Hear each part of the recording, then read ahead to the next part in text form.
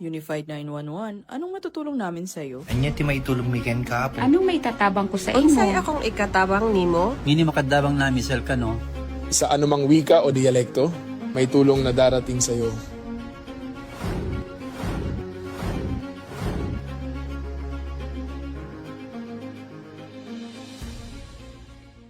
Lilingkod sa bawat Pilipino at magbibigay ng tamang impormasyon para sa tahimik at maayos na Pilipinas. Police News Network, alagad ng batas, tagapagtaguyod ng balitang pulis, sandigan ng mamamayan, patnubay ng katotohanan. Kampo Krame, maghahatid ng pinakahuling kaganapan at nagbabagang balita. Ito ang PNN Police News Network. At ngayon, ang inyong mga tagapagbalita. Magandang araw, bagong Pilipinas. Ako ang inyong alagad ng batas, tagataguyod ng Balitang Pulis. Patrolwoman Rosemia Marquez mula sa Manila Police District. Maghahatid sa inyo ng tamang balita, kwento ng pulis at serbisyo para sa mamamayan. At ito ang PNP News Online, ang pangunahing balita ng Police News Network, alagad ng batas, tagataguyod ng Balitang Pulis.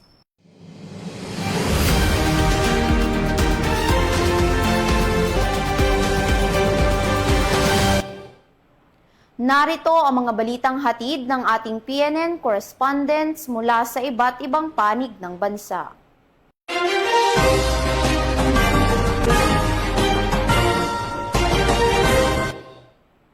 Sa ating unang balita, umabot sa 211 na mga baril at pampasabog ang nakumpiska ng Police Regional Office 6 bilang bahagi ng pinaigting nitong kampanya laban sa loose firearms. Layunin ng operasyon na mabawasan ang paglaganap ng mga iligal na armas at mapanatili ang kapayapaan at kaayusan sa rehiyon. Kasabay ng patuloy na paghihigpit sa mga operasyon kontra kriminalidad at iba pang banta sa seguridad. Patrolman Edwin Baris sa report. 211 na loose firearms ang nabawi ng Police Regional Office 6 sa isinagawang 228 na operasyon laban sa iligal na baril mula July 1 hanggang July 15, 2026 sa iba't ibang bahagi ng Western Visayas. Sa nasabing operasyon, 17 individual ang naaresto. Sa kabuuang mga baril na nabawi, 16 ang nakumpiska. 183 ang voluntarong isinuko at 12 naman ang idiniposito para sa safekeeping. Naitala rin ang voluntaryong pagsuko ng 30 explosive devices. Nanguna ang Iloilo Police Provincial Office sa kampanya matapos magsagawa ng 100 operasyon na nagresulta sa 9 na pag-aaresto at pinakamaraming nakuwang mga baril at explosive devices. Hinikayat ng PRO6 ang publiko na patuloy na makiisa sa kampanya laban sa loose firearms sa pamamagitan ng agarang pag-uulat ng mga iligal na baril sa pinakamalapit na himpilan ng pulisya o sa Unified 911. Mula dito sa National Headquarters ng Philippine National Police, ako si Patrolman Edwin Baris nagbabalita para sa Police News Network. Alagad ng batas, tagataguyod ng Balitang Pulis. Maraming salamat, Patrolman Baris. Bilang bahagi ng mas pagpapaigting na kampanya laban sa krimen at pagpapaunlad ng kamalayan ng mga kabataan, nagsagawa ang Santiago City Police Office ng isang awareness lecture sa Patol National High School sa Santiago City. Patrolwoman Lenny Lorenzo. Muling umarangkada ang Police Station 3 ng Santiago City Police Office sa pagsasagawa ng awareness lecture bilang bahagi ng patuloy nitong kampanya sa pagpapaigting ng crime prevention at pagpapalawak ng kamalayan ng kabataan sa Patol National High School, Santiago City noong 16 ng Hulyo taong kasalukuyan.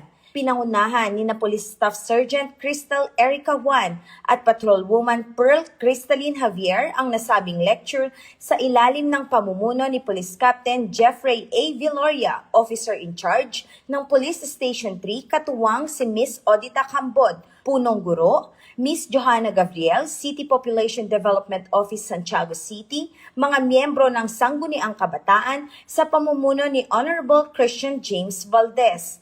Aktibong nakilahok ang mga mag-aaral mula grade 7 hanggang grade 12 na tumalakay sa mahahalagang paksa tulad ng Adolescent Cyber Safety, Anti-Bullying, Republic Act No. 8353 o Anti-Rape Law of 1997 at Substance Abuse Prevention. Layunin ng aktibidad na mapalawak ang kaalaman ng mga kabataan sa wastong pag-uugali, responsableng paggamit ng teknolohiya, paggalang sa karapatan ng kapwa, pag-iwas sa anumang uri ng pang-aabuso at pampubuli at pagpapanatili ng pamumuhay na malaya sa ipinagbabawal na gamot at iba pang mapanganib na bisyo. Sa pamamagitan ng ganitong mga programa, patuloy na pinagtitibay ng Santiago City Police Office ang pakikipag-ugnayan nito sa mga paaralan at iba pang sektor ng komunidad upang mahubog ang mga kabataang may disiplina, pananagutan at kamalayan sa kanilang mahalagang papel sa pagpapanatili ng isang ligtas at mapayapang pamayanan. Mula dito sa Lambak ng Cagayan, ako ang inyong PNN correspondent, Patrolwoman Lady Lorenzo, alagad ng batas, tagataguyod ng Balitang Pulis. Maraming salamat, Patrolwoman Lorenzo.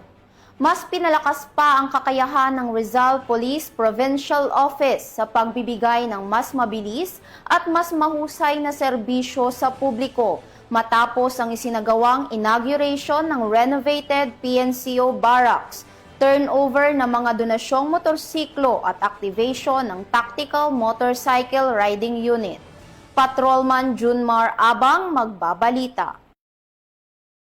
Isinagawa ang inauguration and blessing of PNCO Barracks, turnover of donated motorcycles at activation ng Tactical Motorcycle Riding Unit ng Rizal PPO sa ilalim ng pamumuno ni Police Colonel Attorney Eleazar R. Barber Jr., Provincial Director. Dumalo at nakiisa sa nasabing aktibidad si Honorable Nina Richie A. Inares, Gobernador ng Lalawigan ng Rizal, bilang guest of honor and speaker, kasama si Engineer Dennis C. Sandil, owner International Swims Incorporated and donor of 20 motorcycle. Isinagawa sa naturang aktibidad ang blessing ng bagong PNCO Barracks na pinangunahan ni Pastor Walter Godoy, Provincial Values Coach, na magsisilbing mas maayos at komportableng tahanan ng mga police non-commissioned officers. Kasabay nito, ang formal na turnover ng mga donasyong motorsiklo na magpapalakas sa kakayahan ng kapulisan sa pagpapatrolya, mabilis na pagtugon sa mga insidente at pagpapanatili ng kapayapaan at kaayusan sa buong lalawigan. Formal ding inilunsad ang Tactical Motorcycle Riding Unit, isang unit na inaasahang magbibigay ng mga epesyente at mabilis na police response, lalo na sa mga lugar na mahirap pasukin ng mas malalaking sasakyan at sa panahon ng mga emergency at law enforcement operations. Gayun din, ito ay naging patunay na matibay na pagtutulungan ng lokal na pamahalaan at ng Rizal PPO sa isang layunin na mapanatili ang kapayapaan, kaayusan at kaligtasan ng bawat Rizalenyo. Mula dito sa Rizal Police Provincial Office, ako ang inyong PNN correspondent, Patrolman Junmar Abang, alagad ng batas, tagapagtaguyod ng Balitang Pulis. Maraming salamat, Patrolman Abang. Mas pinaigting ng Philippine National Police ang pagpapatupad ng Enhanced Managing Police Operations, pagpapalawak ng police visibility at pagpapalakas ng ugnayan sa komunidad kasabay ng naitalang pagbaba ng 8 focus crimes sa bansa. Narito ang report ni Patrolwoman Sari Bernales. Philippine National Police ang 20.6% na pagbaba sa mga kaso ng 8 focus crimes sa buong bansa kasunod ng pagpapatupad ng Safer Cities Initiative noong April 6, 2026. Batay sa datos ng PNP, naitala ang 7,883 na insidente mula April 6 hanggang July 4 kumpara sa 9,506 na insidente sa kaparehong panahon bago ipatupad ang programa. Iniugnay ito sa pinaigting na police visibility, intelligence-driven operations, epektibong pagpapatupad ng Enhanced Managing Police Operations at ang mas malapit na pagkikipag-ugnayan sa mga lokal na pamahalaan at komunidad.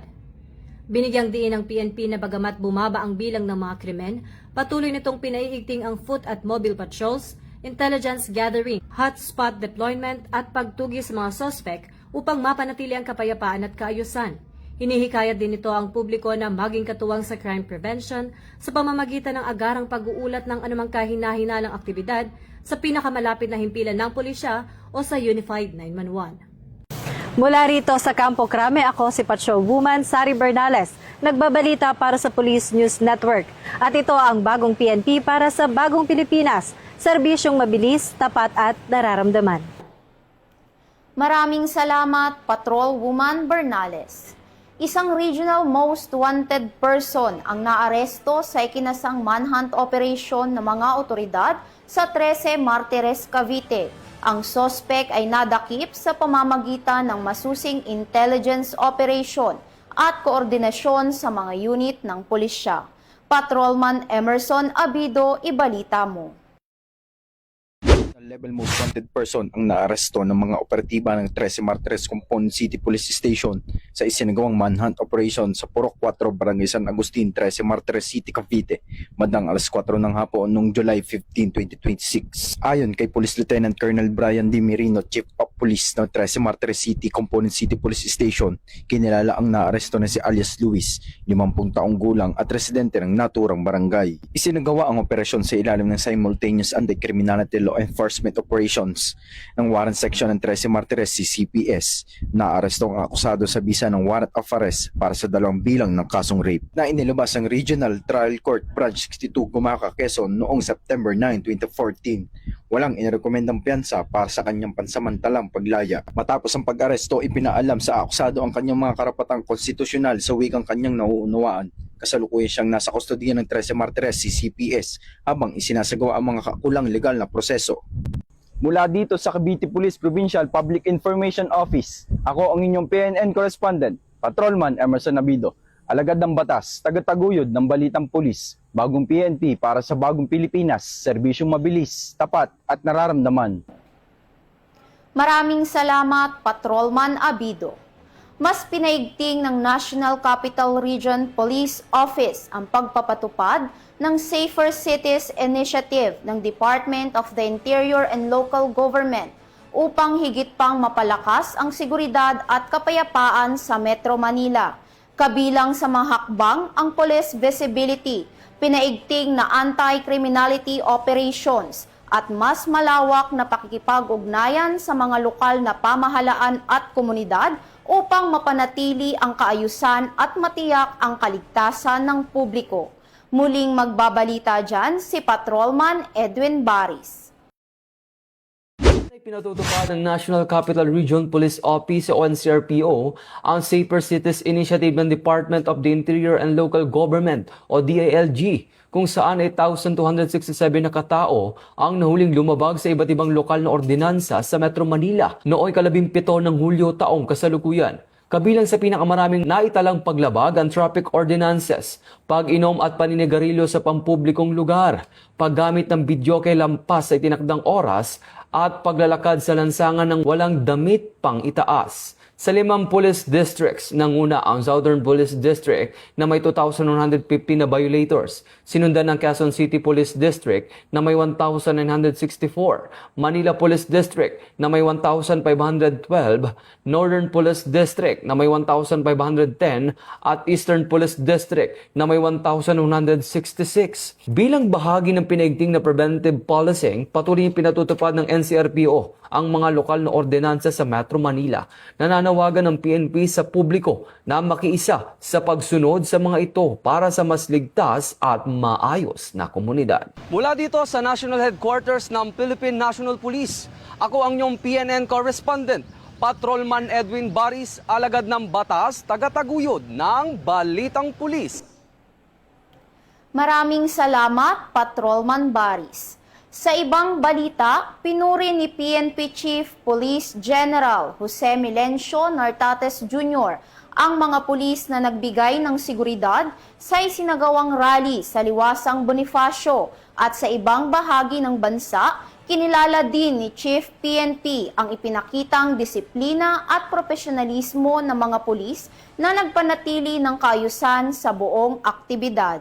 Yesterday, thousands of our personnel were deployed across the country to serve the public assemblies initiated by the United People's Initiative. I commend each one of you for carrying out your duty with professionalism, discipline, and restraint. You preserve peace and public order while respecting every Filipino's constitutional right to peaceful assembly. That is exactly how a democratic police should perform its mission. Samantala, ibinida ng Philippine National Police ang 20% na pagbaba ng focus crime sa bansa. Ayon sa PNP, bunga ito ng mas pinaigting na pagpapatupad ng Safer Cities initiatives, kabilang ang mas mataas na police visibility, intelligence operations at pakikipagtulungan sa mga lokal na pamahalaan at komunidad laban sa kriminalidad. Our commitment to public safety continues to produce encouraging results. Through the Safer Cities initiative launched under the leadership of DILG Secretary Juanito Victor C. Remulla, focus crimes have declined by more than 20% in just over 3 months. While enforcement of local ordinances has significantly increased, these accomplishments are not merely statistics. They represent safer streets, more secure communities, and the confidence that our presence continues to bring to the public. Yet, this gain should never make us complacent. Every crime that occurs is one too many. Every victim deserves justice, and every police officer must remain ready to respond with urgency, professionalism, and compassion. Our challenge is not simply to sustain these gains, but to build on them. Tiniyak din ng PNP ang kahandaan nito sa pagbibigay ng seguridad para sa mga delegado ng Asianapol. Ayon sa PNP, nakalatag na ang mga kaukulang security measures upang matiyak ang ligtas, maayos at matagumpay na pagdaraos ng international gathering sa bansa. This week also places the Philippine National Police on the regional stage as we host the 44th Asianapol Conference under the theme United in Vision, Securing People and Strengthening Collaboration. This gathering reflects the confidence of our ASEAN partners in the capability of the PNP. Let us ensure that every delegate experience not only our professionalism and operational readiness, but also the warmth and hospitality for which Filipinos are known. As we carry our duties, let us remember that every patrol, every investigation, every arrest, and every act of service contributes to something greater than ourselves, the trust and confidence of the Filipino people. Let us continue to serve with integrity, courage, and compassion as we build a bagong PNP para sa bagong Pilipinas. Serbisyong mabilis, tapat, at nararamdaman.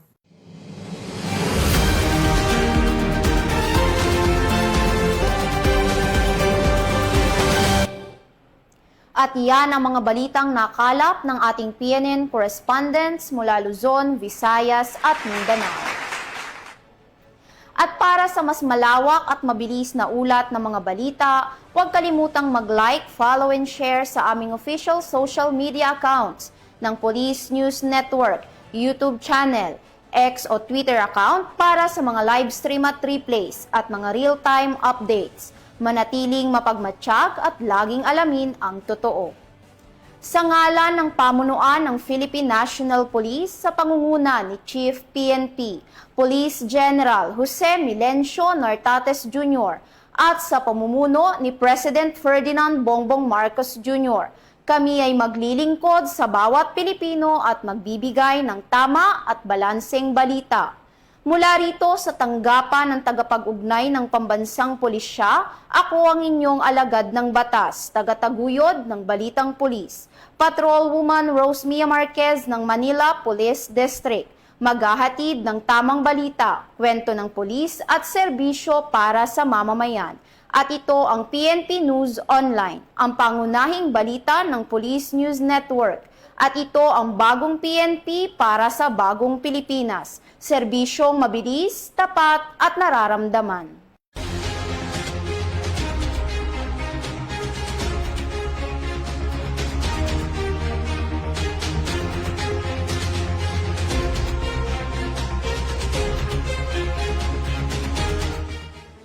Police News Network, alagad ng batas, tagapagtaguyod ng balitang pulis.